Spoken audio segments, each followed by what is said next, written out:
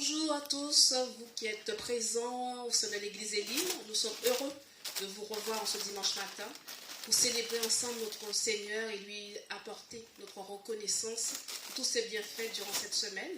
Nous allons courber la tête et prier. Amen. Seigneur Dieu de gloire, nous voulons vraiment te dire merci pour tous tes bienfaits. Merci Seigneur parce que toi seul es digne de recevoir nos louanges, notre adoration, nos remerciements, Seigneur. Merci pour ta grandeur, merci pour ta fidélité. Merci, Seigneur, parce que tu es celui qui prend soin de nos vies, de notre famille, de notre Église, Seigneur. Merci pour tes bénédictions sur le pays, sur la nation France, Seigneur. Nous voulons encore élever ton nom, t'adorer, vraiment, Seigneur, t'apporter toutes nos reconnaissances en ce dimanche parce que tu le mérites, Seigneur. Sois glorifié et adoré dans le nom précieux de Jésus. Amen. Amen. Amen. Nous allons louer notre Seigneur avec notre sœur Cathy. Alléluia, alléluia. Le Seigneur est là et ce matin, il veut nous visiter, il veut nous parler et il veut nous bénir. Nous voulons chanter gloire au nom de Jésus. Nous voulons rendre gloire à notre Dieu. Je vous invite à vous tous de lever nos cœurs et aussi nos mains, nos voix pour glorifier.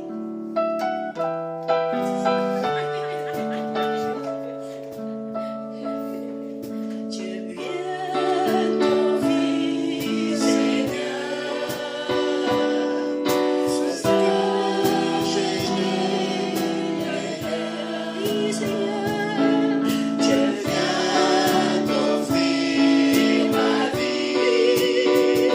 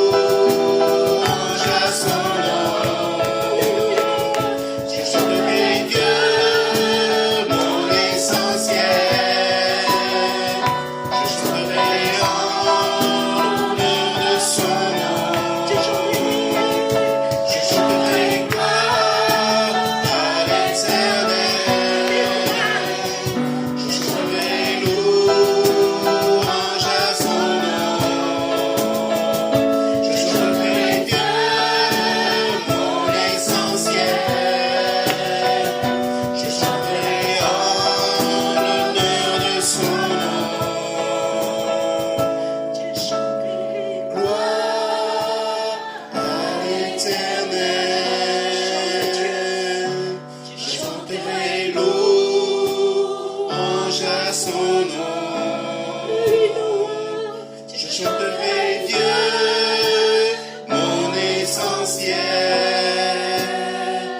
Je chanterai en l'honneur de son nom.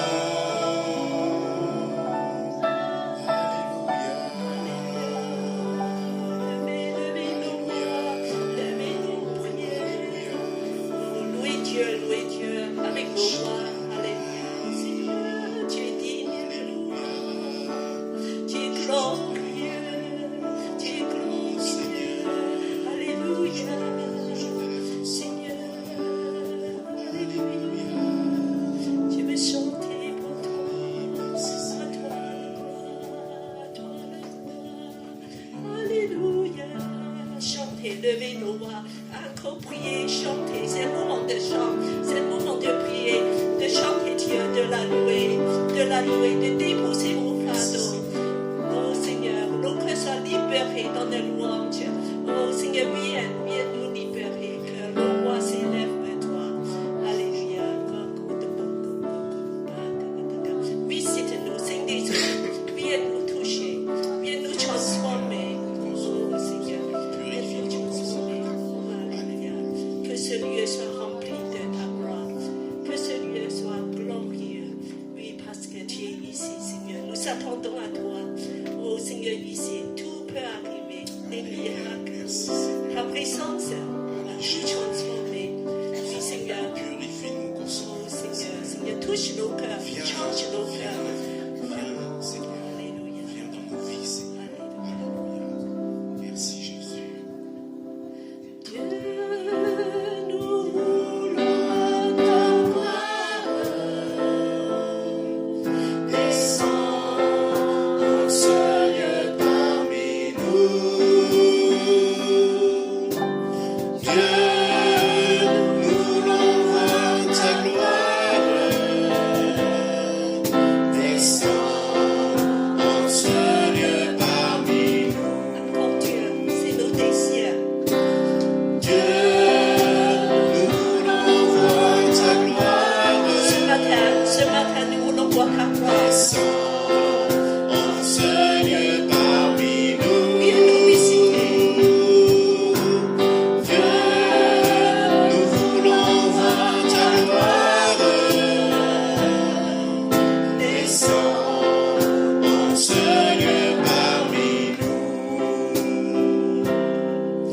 Oui, nous te donnons nos cœurs, nos vies, tout notre temps.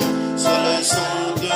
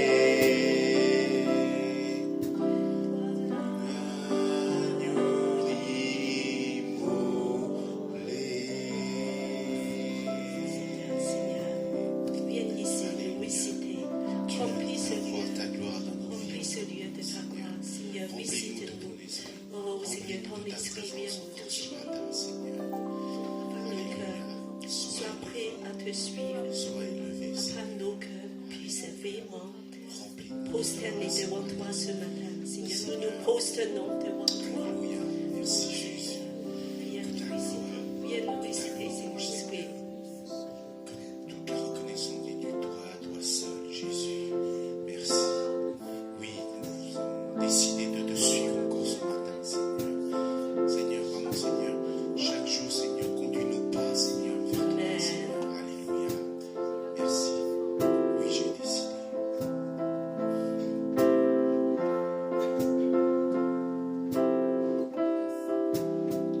Oui, j'ai décidé de suivre Jésus.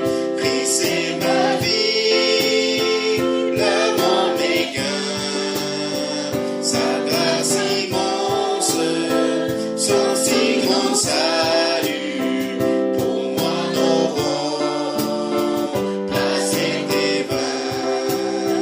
Je veux marcher comme il a marché, et dans ses pas mettre les pieds. La croix devant moi, le monde derrière moi, j'avancerai sur le chemin. J'avancerai sur le chemin.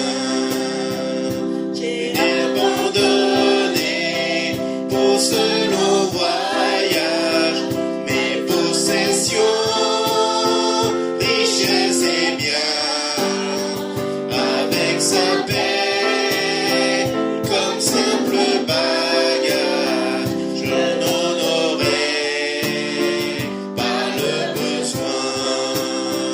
Il est mon tout, l'air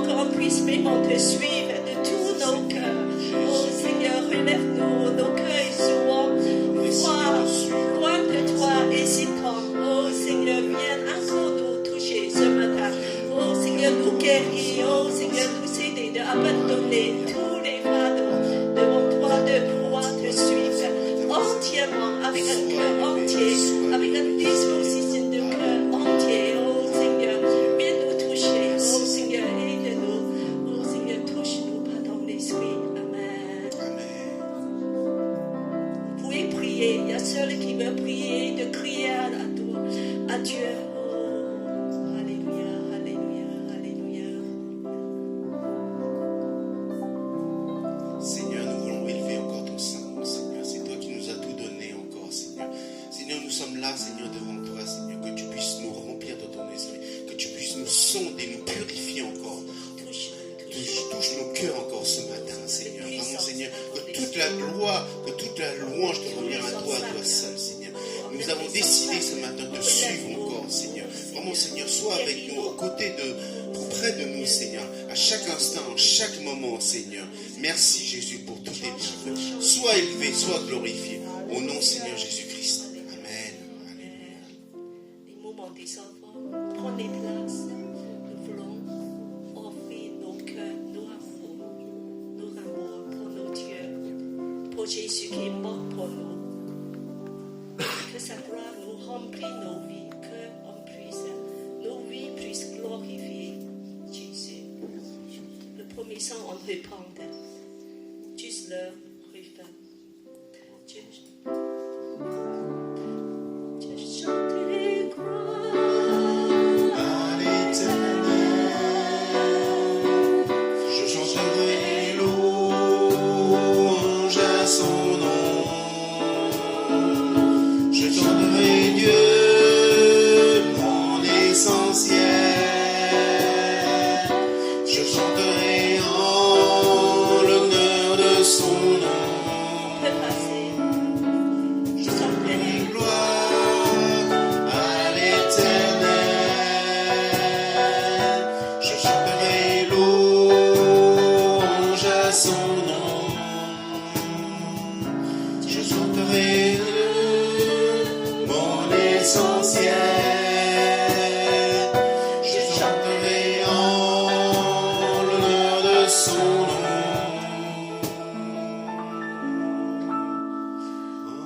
Alléluia, alléluia. Tu es pour moi, Seigneur, parce que tu nous aimes. Oh Seigneur, que nos cœurs soient entièrement disposés. Nos porte-monnaies, nos comptes en banque, Seigneur, nos temps, nos énergies, nos cieux. On regarde les choses et nos pensées soient entièrement pour toi. Amen. Amen. Alléluia. Merci Seigneur. Je demande Louise à prier pour les enfants. Éternel Dieu Tout-Puissant, Seigneur, nous te disons merci pour ces enfants que nous avons adoptés. Je prie que tu bénis les familles qui ont donné. Je prie que tu bénisses ceux qui n'ont pas pu donner, que tu pourvoies à leur besoin. Seigneur, tu as dit dans ta parole, mettez-moi à l'épreuve et vous verrez si je suis assez. Merci Seigneur. Alléluia. Que ces offrandes, Seigneur Jésus, contribuent à l'avancement de ton œuvre. Je te Amen. rends grâce parce que tu bénis. Je Amen. te rends grâce parce que tu es fidèle à celui qui est fidèle. Alléluia. Alléluia, je Merci te dis Seigneur. merci. Au nom puissant de Jésus. Amen. Amen. Merci Seigneur.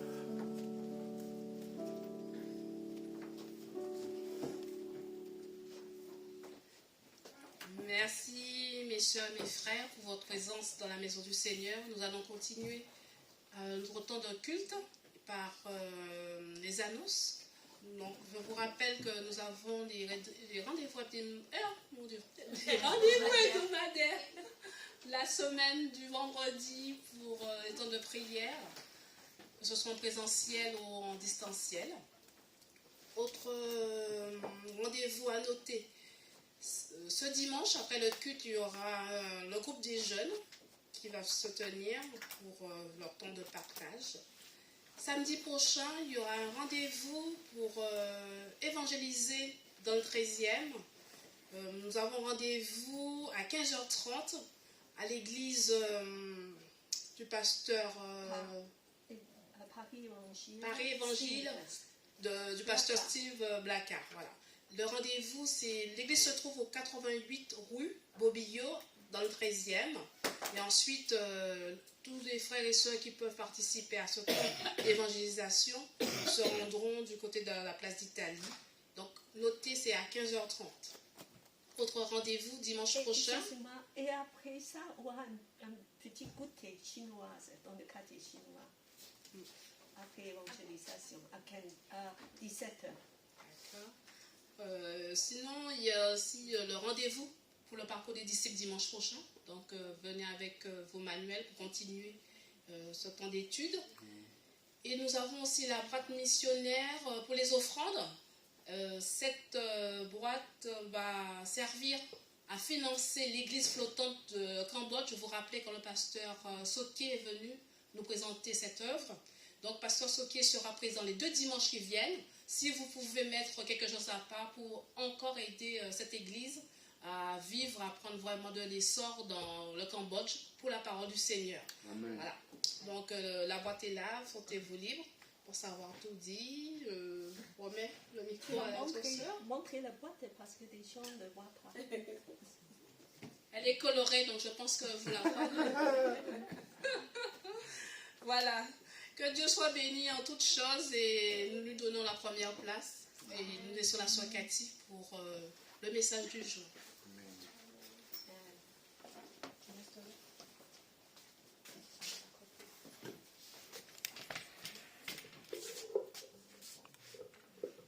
C'est bon, Cathy, c'est bon. Oui, c'est bon, c'est bon.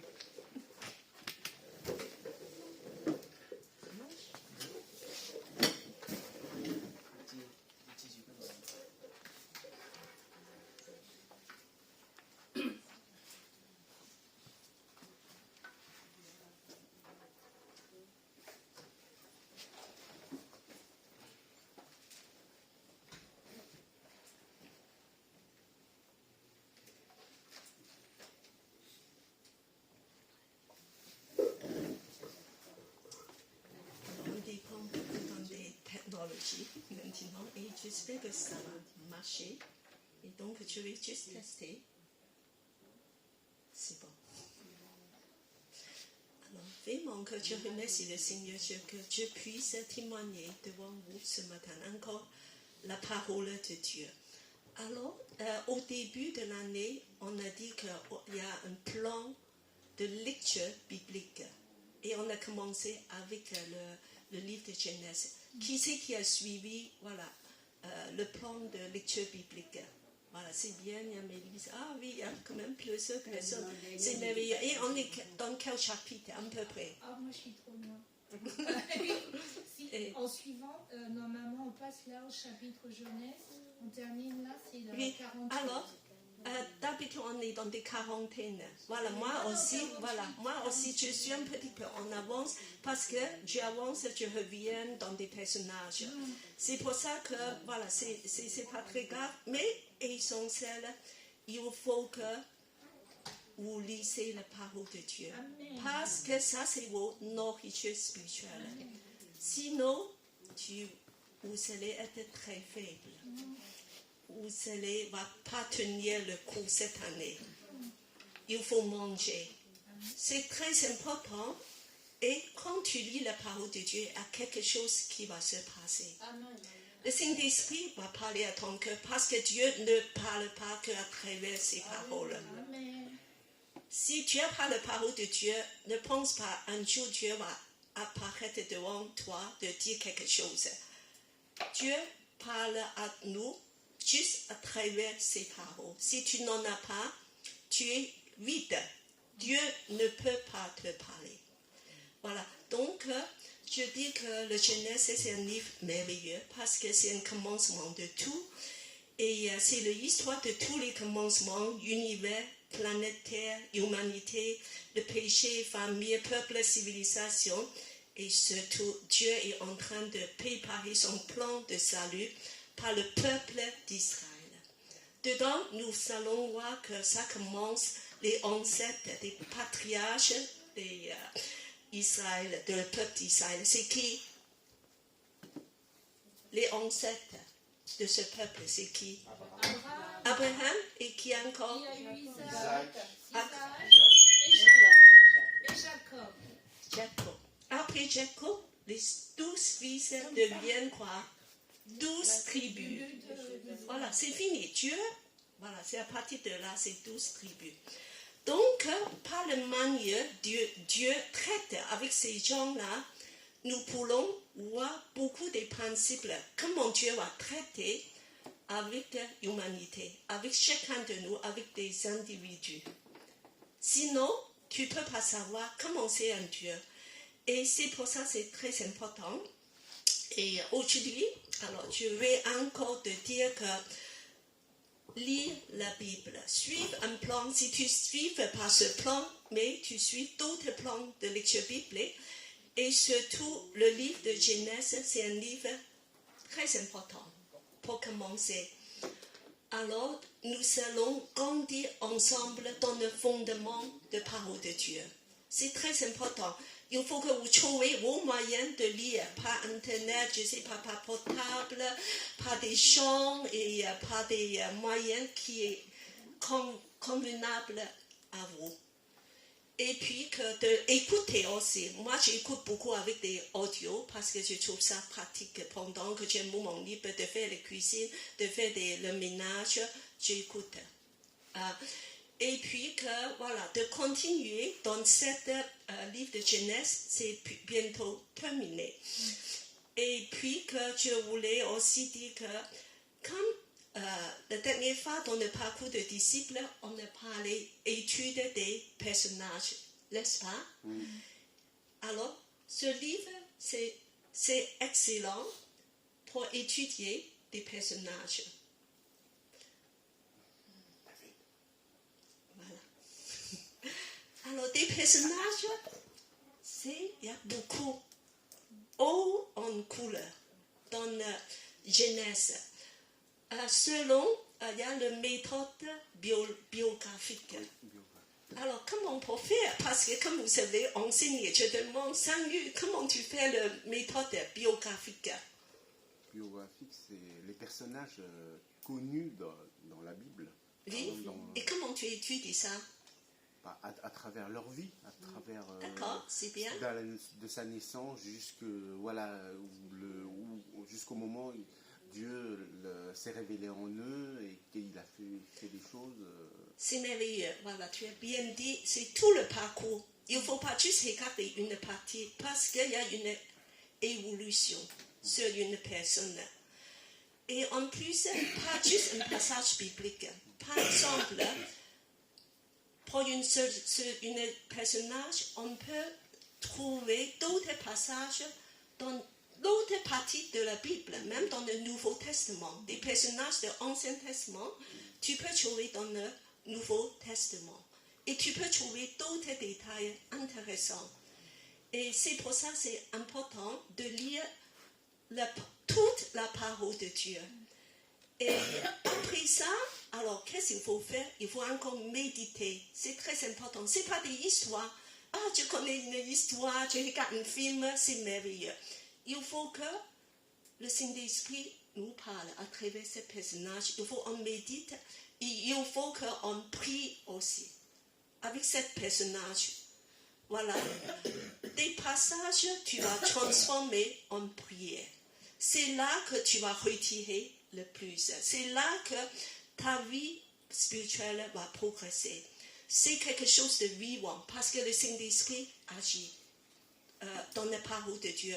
Prie avec ces personnages, avec des passages, des versets qui touchent ton cœur. Il faut prier avec, il faut la transformer en dialogue avec Dieu, que ça soit vivant. C'est pas juste une histoire à connaître. Alors, on va continuer. Bon. Alors, aujourd'hui, on va étudier un personnage fantastique. Moi, j'aime beaucoup ce personnage, Jacob. La Bible a dépensé beaucoup de pages à décrire sa vie. Voilà. C'est sûr que sa vie, c'est haut en couleur, c'est compliqué. C'est un parcours qui est qui travaillait voilà, ici et là, il est parti partout. Il y a plein de choses qui s'est passées dans sa vie. Mais souvent on va voir qu'il y a un épisode remarquable dans des personnages. Dans chaque personnage, il y a des épisodes remarquables. On dit que c'est le point tournant, ou c'est le sommet. Alors, par exemple, Abraham, quel est son sommet?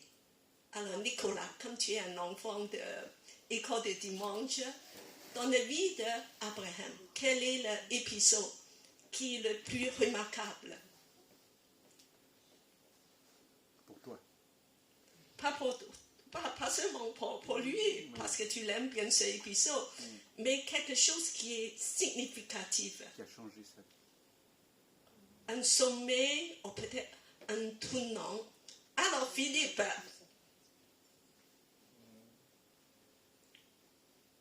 qu'est-ce que tu te souviens de la vie d'Abraham qui est extraordinaire? Quand elle est un enfant, c'est pas mal, parce que ce enfant, c'est un miracle déjà, parce qu'il ne pourrait pas avoir un enfant. Mais il y a quelque chose encore plus significatif que ça. C'est vers la fin de sa vie. Alors je demande à David, tu es un enfant de l'école du dimanche aussi. Alors quel est l'épisode à la fin de sa vie qui est remarquable? Quand elle est partie sacrifier son fils. Voilà, Wow. bravo. Un point Bien, pour bien. David. Donc, Gladys et Samuel, voilà, ce sont des élèves qui ont retenu quelque chose.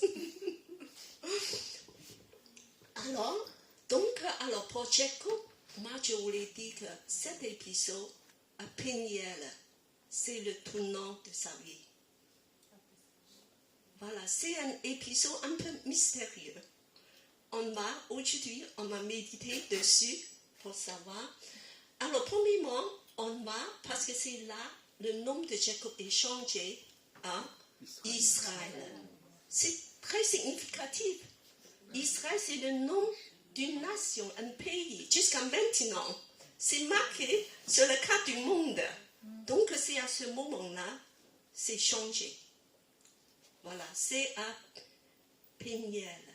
Son nom est transformé. Bon.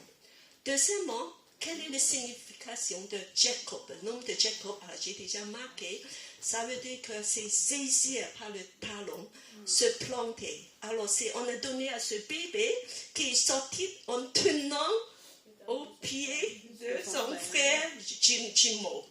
Parce qu'il veut tenir, il veut saisir. Voilà. Donc, ça signifie que c'est un enfant, ça signifie son caractère. Oui, qui veut saisir des choses, qui ne laisse pas passer, qui veut agripper ce qu'il veut. Voilà. Donc, ça se voit qu'il a certains caractères qui est très remarquable. Alors, on va lire pas mal de passages, mais dans ces passages-là, lire attentivement, parce qu'il y a des détails qui sont extrêmement importants. Voilà, je demande à commencer. Alors, David, tu vas commencer à lire. Jacob envoya devant lui. Alors, on va d'abord dire que c'est le Genèse 32, 4, 7 à 9 ici. Après, on va lire 14 à 19 et après 23 à 33. 3 passages dans le chapitre 32. Allez, voici. Jacob envoya devant lui des messagers à son frère Ésaü au pays de Séir, dans la campagne Étom. Les messagers revinrent après de Jacob en disant: nous sommes allés vers ton frère Ésaü, et aussi en marche à ta rencontre, avec 400 hommes. Jacob fut tout saisi de crainte et d'angoisse. Il partagea en 2 camps les gens qui étaient avec lui, ainsi que le petit et le gros bétail et les chameaux. Il dit: si Ésaü vient à abattre l'un des camps, le camp qui restera pourra s'échapper. Voilà, le suivant, Philippe. C'est là que Jacob passa la nuit. Il prit de ceux qui étaient venus en sa possession pour faire un présent à son frère Ésaü. De son chef, et 20, Pas mal, hein? 200. Allez, continue. 200 brebis et 20 béliers, Wow.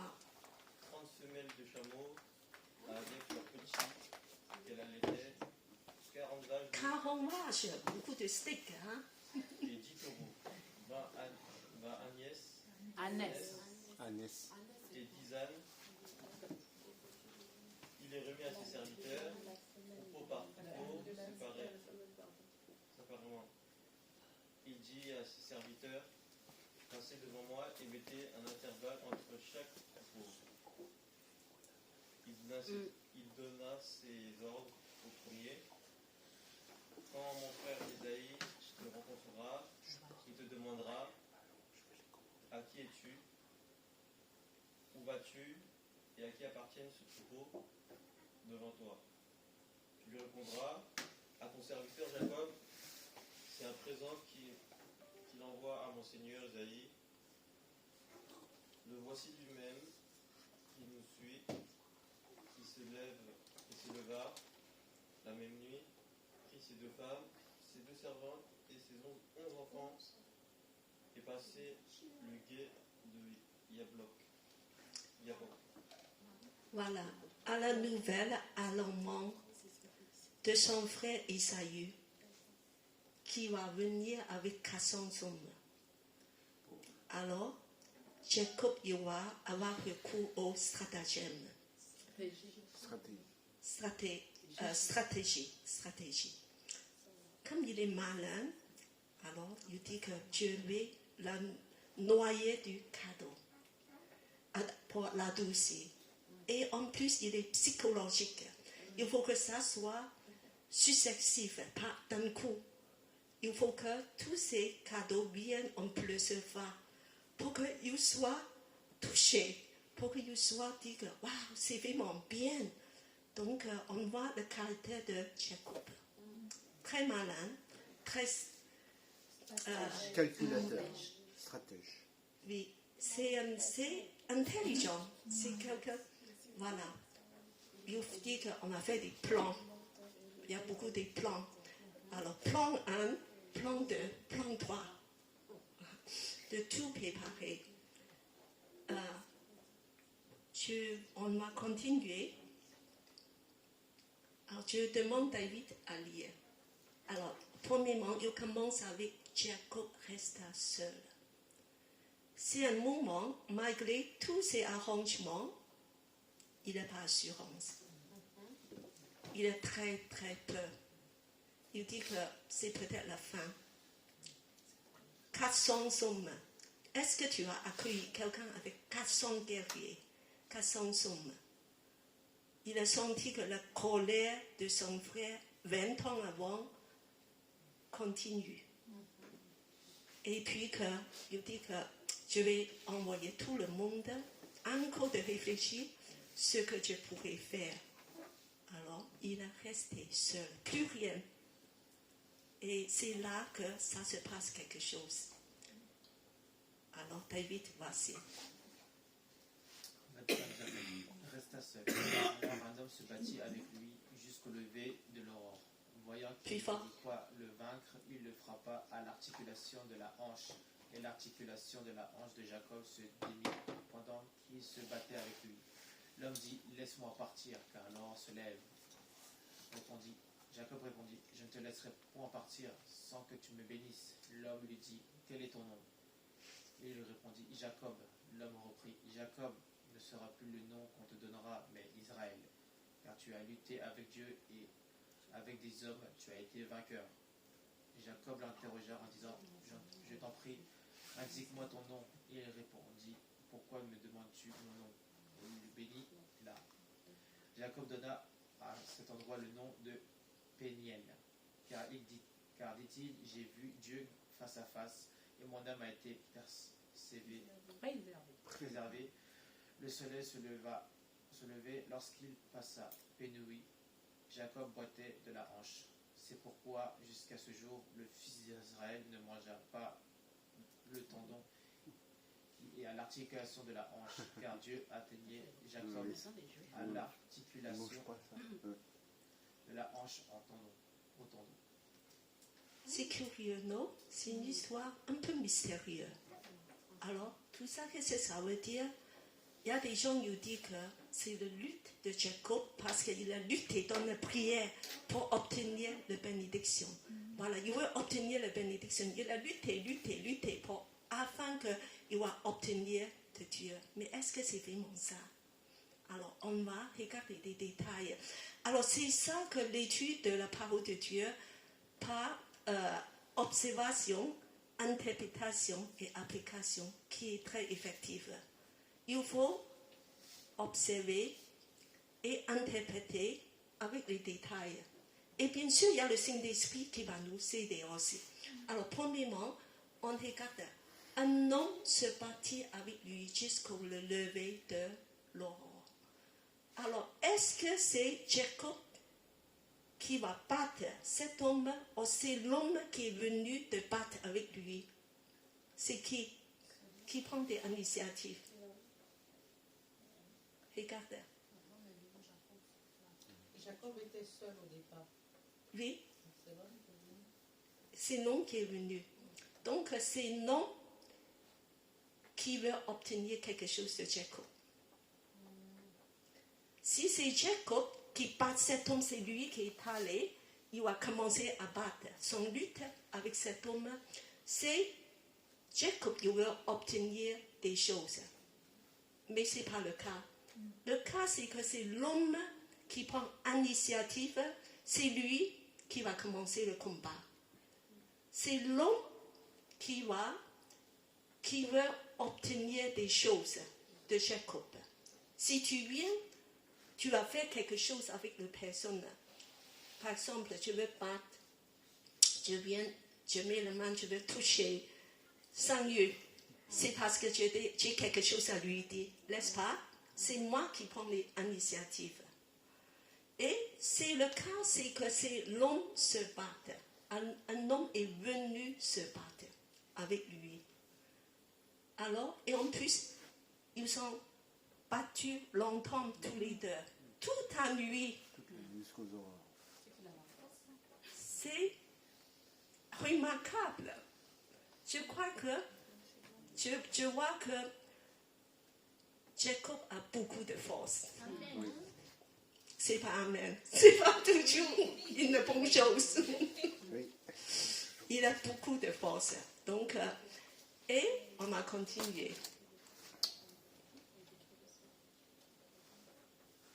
On a lu un autre passage de Jacob dans le Nouveau Testament qui nous donne certains détails, des indices, de savoir ce lutte, ce combat, de quoi il s'agit. Alors, je demande Mélissa à lire.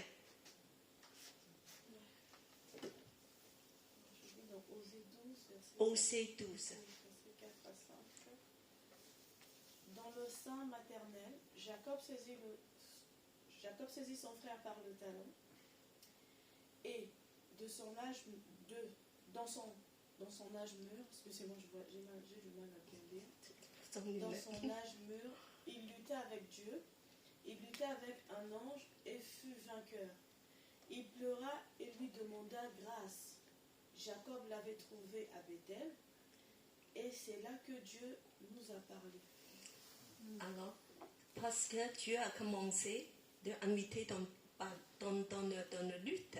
Donc, il a lutté même avec un ange. Un ange, dans la Bible, qui apparaît dans l'Ancien Testament, c'est qui? Qui c'est, non? On n'a pas entendu. Tu peux répéter la question, s'il te plaît? Un ange, l'ange de l'Éternel, dans l'Ancien Testament, c'est qui? Souvent qu'il y a quelque chose de spécial, l'ange de l'Éternel. Gabriel. Non, c'est pas Gabriel. Dans l'Ancien Testament, l'ange de l'Éternel, il y a une signification spéciale. C'est un personnage spécifique. Quand Dieu se révèle à l'homme, il va apparaître dans la forme d'un ange. C'est par exemple avec Abraham. Oui. Il y a 3 visiteurs. Oui, mais qui c'est? Voilà. Et puis que l'ange a visité Hagar aussi. Hagar, c'est le maman de Ismaël. Ah oui, oui, Agar. Oui. Agar. Voilà. L'ange, c'est Dieu lui-même apparaît dans la forme de l'homme. Et c'est qui? C'est Jésus. C'est Jésus. Non, mais Melchisedec, c'est Jésus. L'ange de l'Éternel, souvent, ça c'est en hébreu, là, c'est des thèmes assez spécifiques. On ne voit pas comme ça. Mais l'ange de l'Éternel, c'est un personnage spécial. D'accord? C'est le visite de Dieu en personne. Mais quand Dieu a dit que tu t'appelleras plus Jacob, mais Israël, Israël, ça veut dire quelqu'un qui a lutté avec Dieu dans le sens. On va voir ça. Alors, en tout cas là, à la fin de son lutte, Jacob a reconnu, il a lutté avec Dieu. Si tu continues de lire le passage, il dit que j'ai rencontré Dieu face à face. Voilà, il sait que c'est pas un ange, c'est pas un homme, mais c'est Dieu lui-même. Il dit que j'ai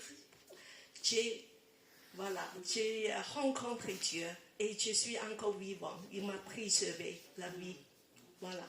Donc, alors, on va regarder. Il y a un détail ici, il faut que vous regardez. C'est qu'il pleura et il lui demande la grâce. Cet détail, il n'est pas dans des passages avant. Avant qu'il dit qu'il lutte avec Dieu et puis après que Dieu va béni et puis que Dieu l'a frappé, Dieu va béni. Et ici, il dit qu'il pleura. Il a pleuré. Il a entré dans la prière et demandé Dieu de lui faire grâce. Il y a un processus de prière, il a supplié Dieu. Voilà, il a supplié Dieu, donc il y a quelque chose qui s'est passé. Donc c'est utile d'étudier la Bible avec d'autres passages, pas juste pour complimenter des détails. Alors,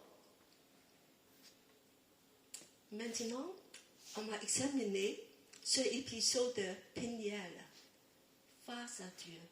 Peniel signifie face à Dieu. Ce thème, une rencontre face à face avec Dieu.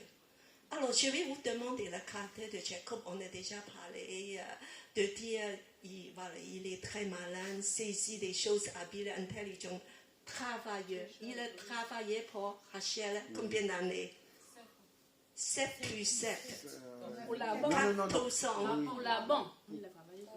Oui, il a voyé pour la roi Rachel. Mais d'abord, c'était Il a été triché par la banque. Il triche d'autres personnes, mais il a aussi été triché par son beau-frère. Il dit que non, tu prends ta boîte néné, et puis que tu peux te donner, après encore 7 ans de travail, Rachel. Bon, comme il l'aime beaucoup, Rachel, il dit que le temps passe comme quelque chose. Voilà, c'est puissance de l'amour. Mais, alors on voit qu'il a beaucoup de volonté. Mais il est crucé aussi. Voilà, pour avoir tous les biens de troupeau avec Rabon, il a un plan, une stratégie aussi de tous les brebis, tous les animaux nés, soit tachés, et il a trouvé un moyen de le faire. Je ne comprends pas très bien ce moyen, mais il a arrivé à faire, d'avoir une grande possession de la richesse. Il est tenace, il est malin, il est tricheur. S'il peut tricher, c'est comme avec son frère Esaü. Et il sait qu'il ne peut pas avoir la bénédiction. Donc il triche pour l'avoir. Et il veut tout contrôler. Il est égoïste. Tout ce qu'il veut dans son cœur, il veut l'avoir avec sa volonté. Alors son parcours, pourtant que c'est compliqué, il y a beaucoup de souffrance. Et marqué par beaucoup de luttes. Il lutte avec son frère. Ces deux femmes se luttent ensemble. Il lutte avec ses enfants. Il lutte avec son beau-père. Il lutte avec tout le monde autour. Et après, ses enfants luttent avec les autres. Que de lutte. Et beaucoup de souffrance, oppression. Et il est immigré dans des terres lointaines. difficile, comme immigrant. Voilà, parti loin, beaucoup de problèmes familiaux. Sa fille a été violée, Dina. Ses enfants ont fait des choses, des meurtres incroyables, de tuer tout le monde. Voilà, pour venger le viol de sa sœur. Et puis qu'il était en danger, voilà, on peut poursuivre et de les tuer tous. Il est entouré de beaucoup de problèmes. Plus tard, Joseph, ses fils qu'il a beaucoup aimé, mais ses frères sont jaloux de lui, et puis que ce fils a disparu. Il croyait qu'il est mort. Il a perdu tout ce qu'il aime aussi. Il a perdu Rachel aussi. La femme qu'elle aime beaucoup. Beaucoup de souffrance.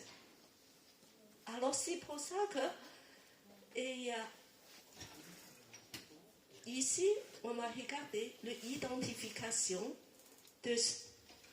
Et est-ce que tu peux identifier à quelque chose dans sa vie? Moi je peux. Moi j'ai eu certaines souffrances dans ma vie. Je peux vraiment m'identifier à ces sentiments d'être très loin, d'être un petit peu erré, immigré très loin, voilà. Et encore autre chose, des problèmes familiaux, des conflits familiaux, tout ça. C'est comme ça qu'on va voir dans ce personnage comment Dieu fait des choses merveilleuses. Alors, le contexte, ici, on parle seulement de Péniel. Péniel, c'est, juste avant Péniel, Jacob s'est enfui de son beau-frère Laban. Dangereux, parce que il a ramassé tous ses biens et il est parti sans faire savoir Laban. Et Laban a pris très mal. En plus, il l'accuse d'avoir volé le rideau, voilà, familial. Alors, donc, il est venu avec tout son clan de chercher Jacob pour l'attraper. Mais Dieu est intervenu de dire à Laban, ne fais rien de mal à Jacob. Et donc, il est sorti indemne. Mais Rachel a eu de malédiction aussi. Parce qu'il a caché un idole. Et on n'a pas découvert, mais c'est pas très bien. Et il y a des choses qui, le fait de garder ce idole, c'est aussi donner beaucoup de malédiction à la famille. Bon. Et puis alors, on est arrivé à un point, un grand vague. Et maintenant, un vague encore plus grand qui va arriver, c'est qu'il va entrer dans la terre de Abraham. Avant ça, alors, Esaü, son frère, vient à sa rencontre. 20 ans s'est passé et il sait que son frère a gardé encore beaucoup de colère. 400 hommes, 400 guerriers qui va chercher. Est-ce que tu vas accueillir quelqu'un avec 400 personnes? Donc, il sait que c'est peut-être la fin. Il peut nous tuer tous, les enfants, les femmes, et prendre tous les animaux. Alors, que faire? Cette grande crise a vraiment de fait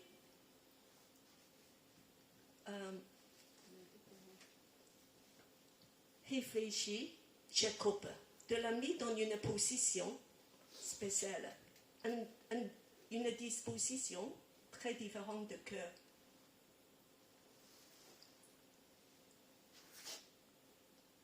Alors donc, bien sûr, on a parlé, il a des plans, il a divisé en 2 camps, très malin. Il dit que si Esaü attaque un camp, l'autre, il peut partir. Alors, donc, il prie. C'est pas qu'il prie pas. Si tu regardes, il a crié, Dieu, tu as des promesses pour moi. Tu dis que tu peux revenir et je vais devenir une grande nation. Aide-moi, sauve-moi. Il prie, mais il fait beaucoup de combinaisons, beaucoup d'arrangements. Alors, quand on fait comme ça, est-ce qu'on a vraiment de confiance en Dieu? Aujourd'hui, je vous demande aussi d'examiner l'intérieur de vous. Est-ce que vos cœurs est toujours agité? Vos cœurs est toujours vraiment rempli de pensées, rempli d'inquiétudes, rempli des choses que c'est comme que tu ne peux pas contrôler et beaucoup de plans, beaucoup de dispositions. Je ne veux pas dire qu'il ne faut pas faire des plans, hein. Il ne faut pas faire des choses. On doit tous faire des préparations, des choses. Mais dedans ton cœur, ton lettre, est-ce que vous êtes en paix? Est-ce que vous êtes soulagé? Est-ce que vous êtes paisible, apaisé? C'est ça qui montre quelle est ton disposition de cœur. Et est-ce que tu pries dans cet esprit? Si tu pries dans cet esprit, les prières ne sont pas très utiles. Tes prières ne sont pas efficaces parce que ce n'est pas comme ça qu'on peut obtenir quelque chose de Dieu.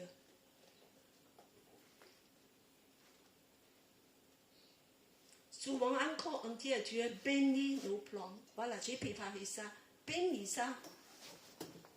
Et donc, nous avons beaucoup des actions, main-d'œuvre, agitation, beaucoup de pensées.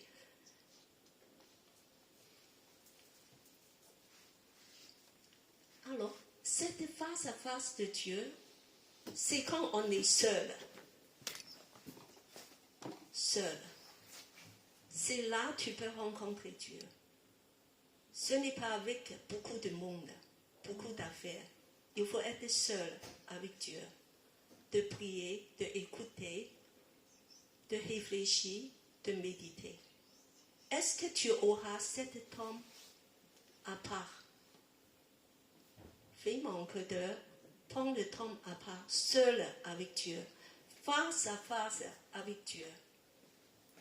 Enlève votre agitation. Je prie même qu'au culte, vous ne serez pas agité. Parce que souvent, parce qu'on dit qu'il faut que je fasse ceci, cela, surtout pour des personnes d'accueil. Écoute Dieu. Au lieu de courir, de dire que je fais ceci, je fais cela.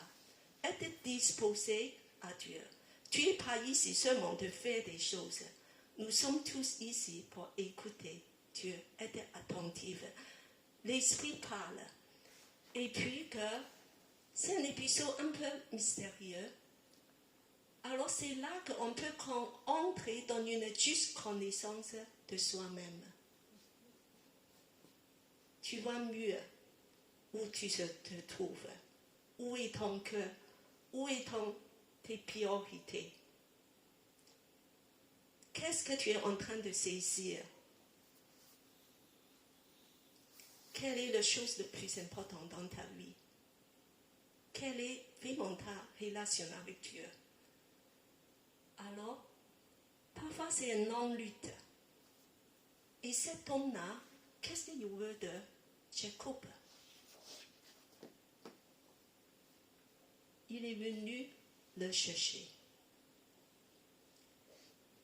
Il a battu, il a lutté avec Jacob. Alors, premièrement, je veux dire que l'amour de Dieu nous cherche où on se trouve. Où tu te trouves, Dieu va venir de te chercher.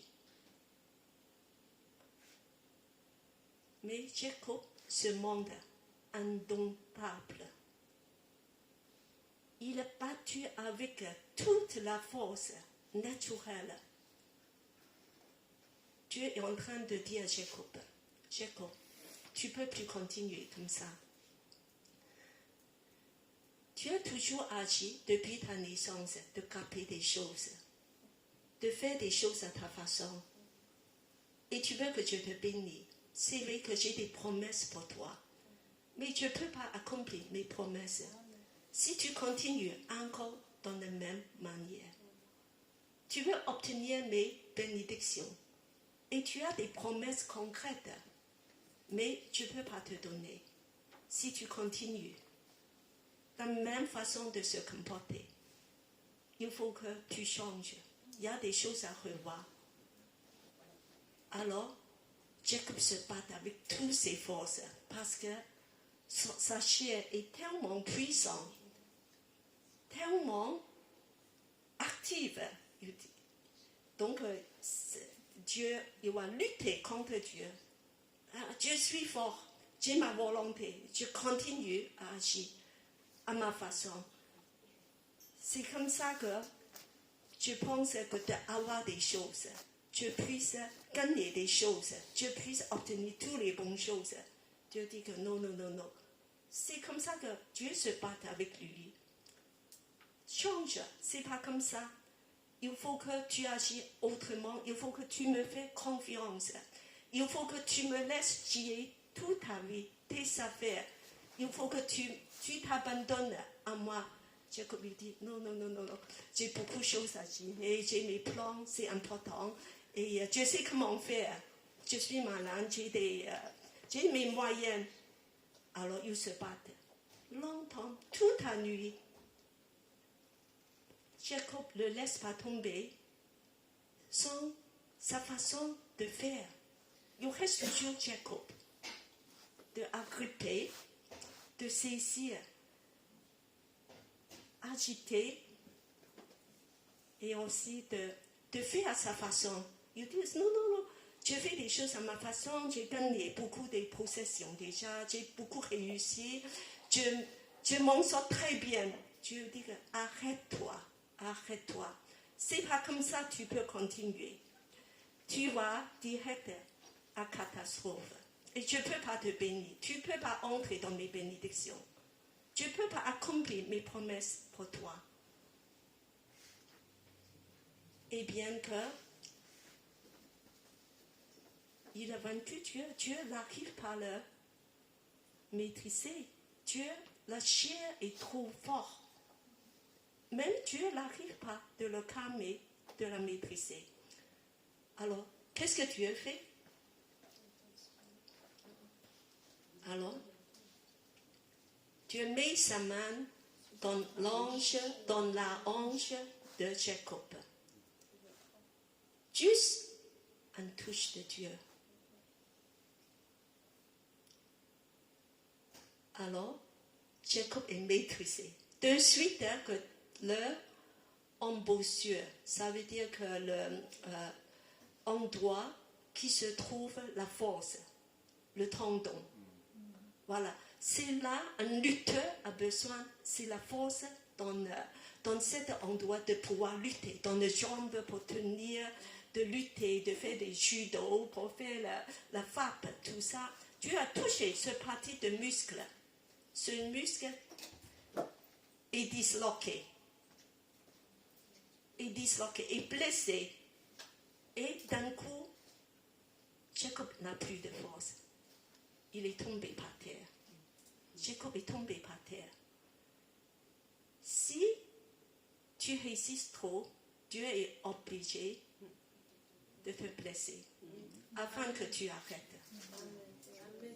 C'est dans son amour, il va te blesser afin que tu puisses sortir, de recevoir sa bénédiction. Donc, ne pense pas toujours des attaques qui viennent du diable, des attaques parce qu'on attaque ceci. Dieu va lutter avec toi. Dieu dit que arrête-toi. Maintenant, change.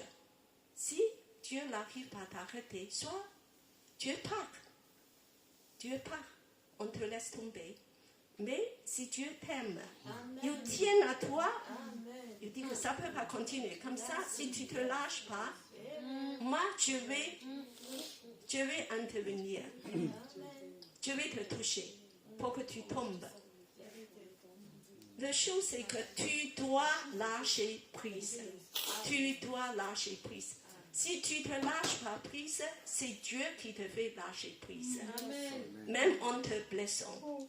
parce qu'il t'aime. Alors, lâche prise, parce que c'est comme ça que tu puisses obtenir vraiment la bénédiction et d'être en position de recevoir la bénédiction de Dieu. Dans nos vies, il faut lâcher prise. Alors, chacun lâcher prise est différent. Pour une personne, c'est peut-être l'argent. D'autres personnes, c'est peut-être une personne. Tu tiens beaucoup à une personne. Mon fils, ma fille, voilà. D'autres personnes, c'est encore peut-être une position. Des papiers, ça peut être ça aussi. Il y a tout. On est tous différents. Ce qui lâche prise. D'autres personnes, c'est la face. La face est très importante. Je ne peux pas laisser d'autres qui savent que, voilà. D'autres, c'est encore autre chose. Donc, lâcher prise. Dieu aujourd'hui nous dit que c'est important. Il y a encore d'autres personnes, c'est le passé. Je tiens à mes passés. C'est là que Dieu retourne tout le temps, il s'occupe tout mon esprit. Et c'est là que je tiens tous mes bien-être, mes valeurs. Dieu dit non. Tu es plus Jacob. Tu t'es trompé. Tu restes encore dans la position de Jacob. Et d'autres personnes encore, c'est émotions. Waouh, c'est important. Il faut que je trouve quelqu'un. Sans quelqu'un, moi, je ne peux pas vivre. Je ne peux pas. C'est important pour moi. Alors, chaque personne, mais Dieu dit lâcher prise. Laisse-moi s'en occuper. Laisse-moi gérer. N'agis plus comme Jacob. Tu restes dans la position de Jacob de tout agripper, tout saisir à ta façon, par ta force. Ça ne va pas marcher. Amen. Voilà. Et Dieu nous montre comment pour entrer dans sa bénédiction. La première étape, c'est lâcher prise. La deuxième étape, en Mawa, on a vu ce passage de Osée. Alors, il pleura. Voilà, il a dit que Jacob pleura et demande grâce à Dieu. Parce qu'il lutte avec Dieu, avec toute sa force. Alors, il pleura et demande grâce. Ça veut dire que Jacob commence à repentir. Il commence de voir ce qui ne va pas. Il dit que il faut que il commence à pleurer. Il y a la repentance accompagnée par la prière. C'est là qu'il va devenir un vainqueur. Il va vaincre Dieu. Et non pas de se battre. Il va vaincre Dieu. C'est un cœur brisé. C'est la pleurs. C'est humiliation. C'est humiliation. Beaucoup de gens, beaucoup de chrétiens n'acceptent pas l'humiliation. Il faut accepter l'humiliation parce que c'est Dieu qui nous humilie. C'est Dieu qui a humilié Jacob devant son frère Laban et beaucoup de personnes. Accepter ta situation comme une humiliation qui vient de Dieu. Quand il est tombé par terre,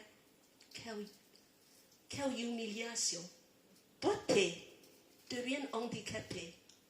Peut-être que ça va durer toute la vie de Jacob. Moi, je ne sais pas. La Bible n'a pas précisé, mais j'ai l'impression qu'il a botté toute sa vie. Non, pas seulement ça.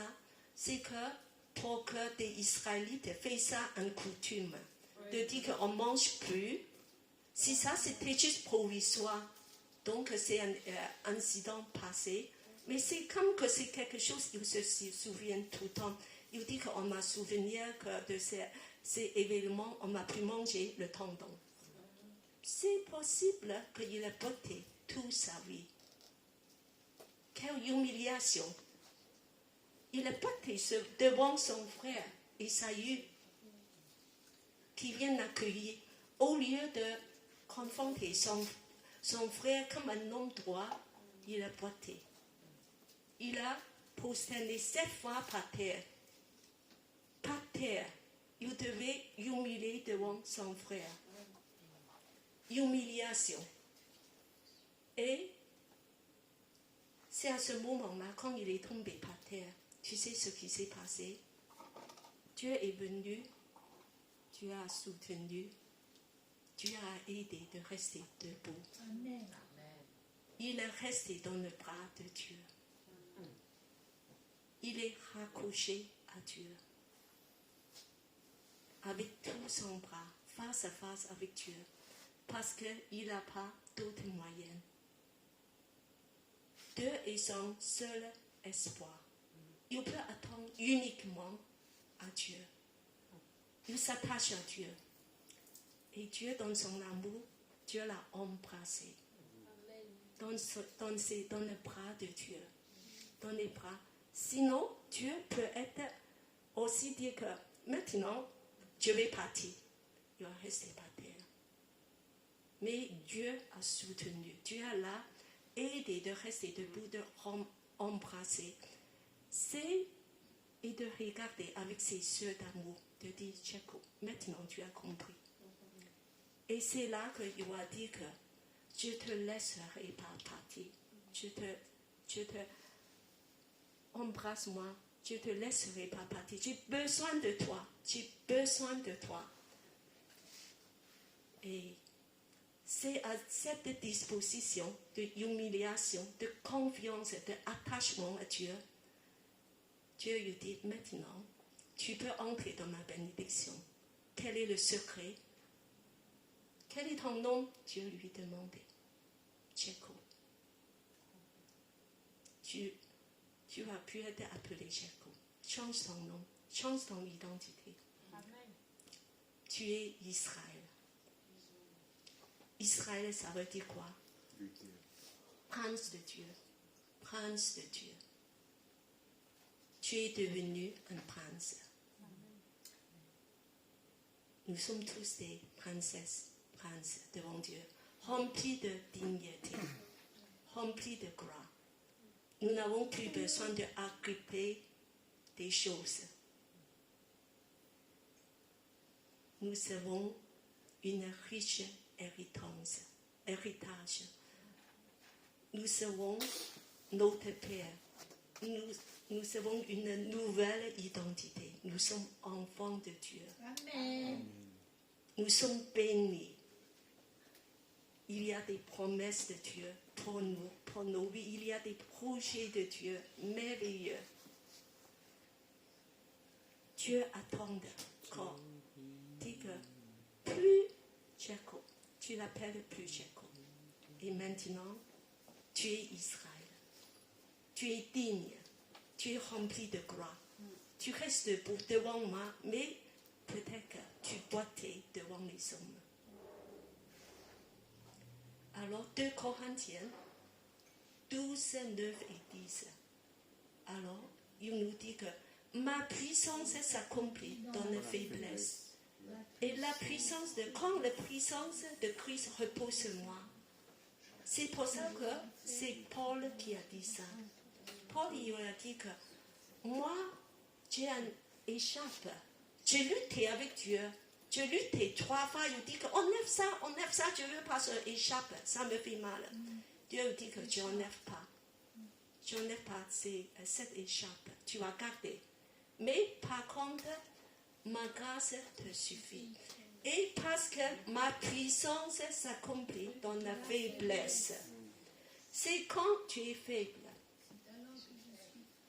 Tu auras la puissance de Dieu en toi. Quand tu es humilié, tu auras la gloire de Dieu en toi. La puissance de Christ repose sur moi. C'est à ce moment-là, sa puissance repose sur toi. C'est pas quand tu es Jacob, tu continues à lutter. La puissance de Dieu va partir de toi. Et il dit, quand je suis faible, Et alors, je suis fort. Je suis fort. Quand je suis faible, là, tu vas être fort. Tu vas être le prince de Dieu. Alors, c'est merveilleux que c'est dans cette disposition, Dieu va nous bénir, va nous emmener plus loin dans tous ses projets, ses bénédictions. Une nouvelle naissance. Jacob devenir vraiment homme, une nation. Devenir un prince puissant. Quand il reconnaît être un homme faible et humilié.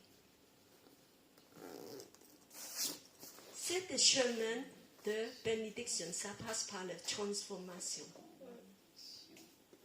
Ne pense pas que pourquoi qu'il y a beaucoup de chrétiens sont bloqués toute la vie. Voilà, il est beau à faire la délivrance, d'aller chercher quelqu'un de prier, de faire ceci, cela. Parce qu'en fait, c'est une disposition de cœur qui devait être changée, premièrement. Et Dieu insiste de dire que tu devais être changé. Tu devais changer, tu devais être transformé. Si ton caractère, ta personne ne change pas, c'est inutile. Tu peux rester comme ça pendant des années et tu ne vas pas entrer dans ma bénédiction. Dieu seul suffit.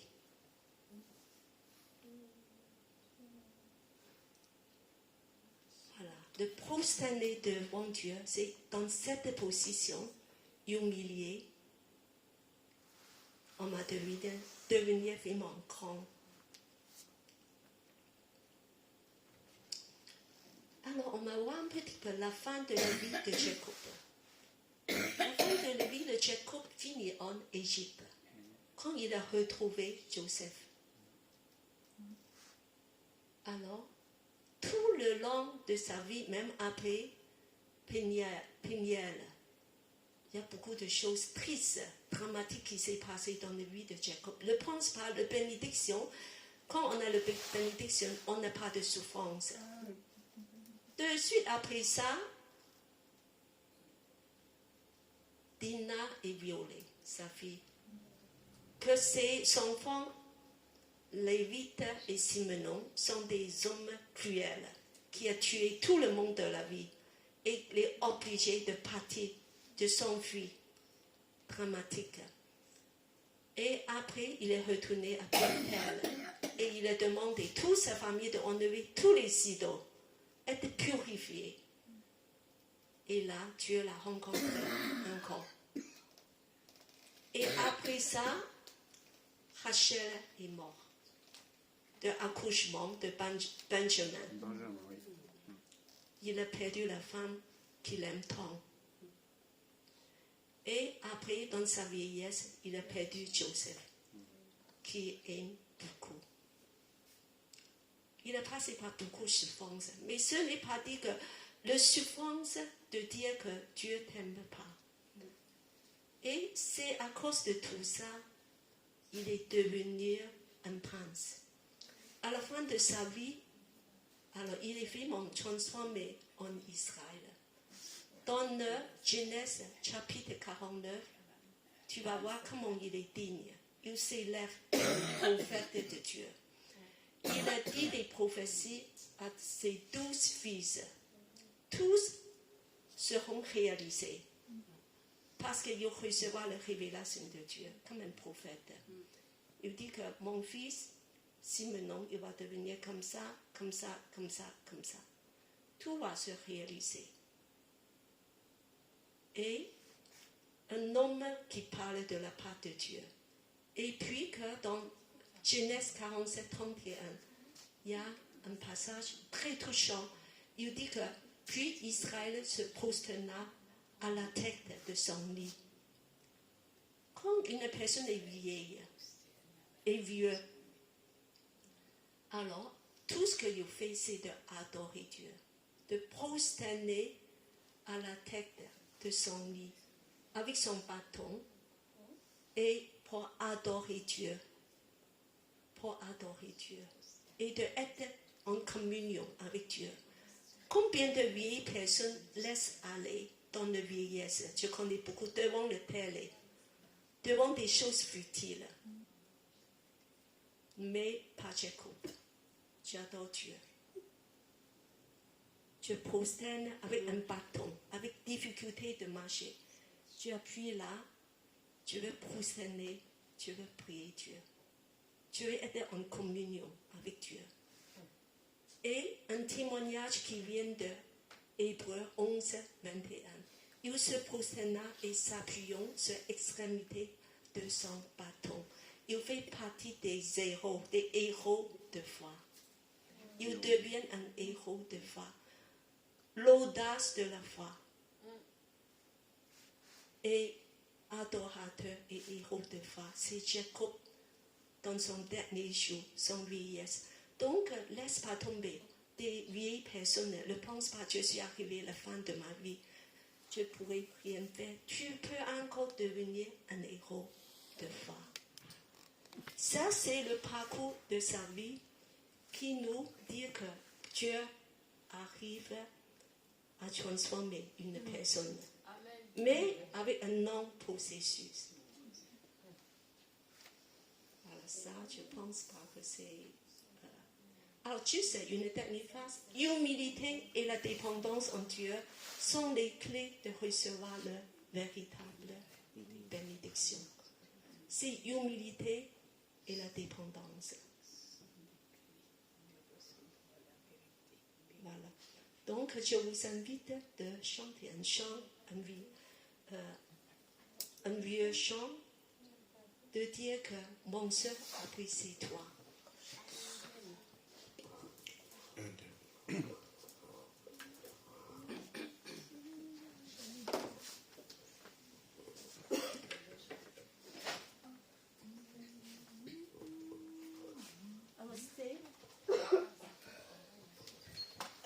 On va rester devant Dieu. On va rester devant Dieu parce que Dieu nous demande de changer, de transformer, de changer nos dispositions de cœur. Lâcher prise. Ce matin, je dis lâcher prise. Et puis, humilier-toi devant Dieu. Et entre en communion avec Dieu par la prière, par l'humiliation. De demander Dieu vraiment de nous toucher. Ne résiste pas trop à Dieu. Dieu est obligé peut-être même de te blesser. Viens à Dieu, vraiment être disposé à Dieu. Et Dieu, il va vraiment te rétablir et de entrer dans sa bénédiction.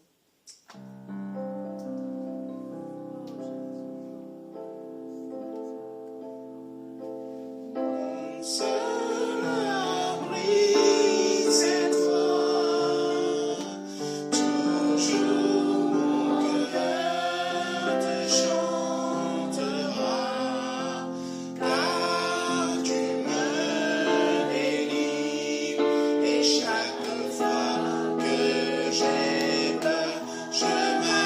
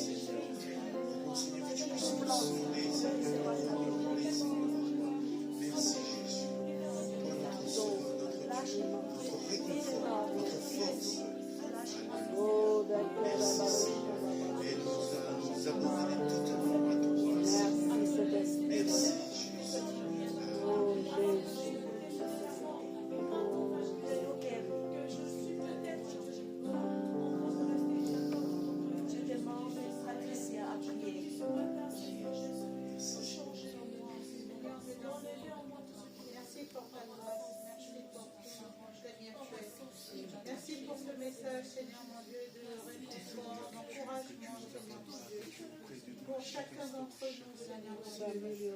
Ô Seigneur, de ta parole de ce matin, que ce message de ce matin, Seigneur mon Dieu, puisse pénétrer dans le cœur de chacun d'entre nous, Seigneur mon Dieu.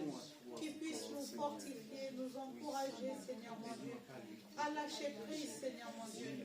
Qui puisse nous encourager à nous appuyer sur toi, Seigneur mon Dieu. Pour chacune de nos épreuves, chacune de nos difficultés, Seigneur mon Dieu. Pour chacune de nos luttes, Seigneur. Et que nous puissions déposer notre fardeau, Seigneur mon Dieu, à tes pieds, Seigneur mon Dieu. Dans une position de grâce, de repentance, Seigneur mon Dieu, et de soumission, Seigneur mon Dieu. Car tu l'as dit comme Jacob, Seigneur mon Dieu. Dans la résistance, tu ne peux pas agir, Seigneur mon Dieu. Nous ne voulons lâcher prise, Seigneur mon Dieu. Nous soumettre à ta volonté, Seigneur mon Dieu. Et comme tu l'as dit, Seigneur mon Dieu, dans ta parole, Seigneur mon Dieu, tu marches avec nous tels que nous sommes, Seigneur mon Dieu. Avec nos faiblesses, avec nos peurs, Seigneur mon Dieu. Avec nos angoisses, car c'est toi qui nous renouvelles, Seigneur mon Dieu. C'est toi, Seigneur mon Dieu, qui nous transforme, Seigneur mon Dieu. Qui nous apporte une nouvelle naissance, Seigneur mon Dieu, au nom de ton Fils. Et Seigneur, de l'amour du Papa Saint, tu es le Dieu qui bénit, tu es le Dieu qui relève, tu es le Dieu qui fortifie, Seigneur mon Dieu. C'est toi qui nous transforme et qui nous donne notre nouvelle identité, Seigneur mon Dieu, à travers toi. Gloire à toi, Seigneur mon Dieu. Merci pour ta parole, merci pour ta présence dans ce lieu, Seigneur mon Dieu. Merci, Seigneur mon Dieu, pour la force et l'énergie que tu nous donnes, Seigneur mon Dieu. Pour repartir chacun, Seigneur, chez nous, dans notre combat, Seigneur mon Dieu. Car, Seigneur, de l'amour, comme tu l'as dit aujourd'hui, ce n'est plus nous qui combattons, mais c'est toi, Seigneur mon Dieu, qui prends le contrôle de toutes choses. Au nom puissant et glorieux de Jésus, Seigneur, j'ai prié. Amen. Amen. Que le Seigneur continue à parler à nos cœurs cette semaine, de méditer sur la parole de Dieu.